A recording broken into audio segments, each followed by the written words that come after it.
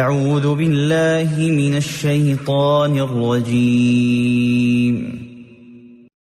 قال له موسى هل أتبعك على أن تعلمني مما علمت رشدا قال إنك لن تستطيع معي صبرا وكيف تصبر على ما لم تحط به خبرا قال ستجدني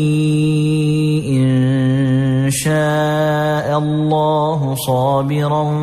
ولا أعصي لك أمرا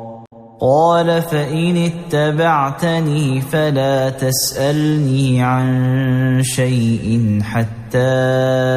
أحدث لك منه ذكرا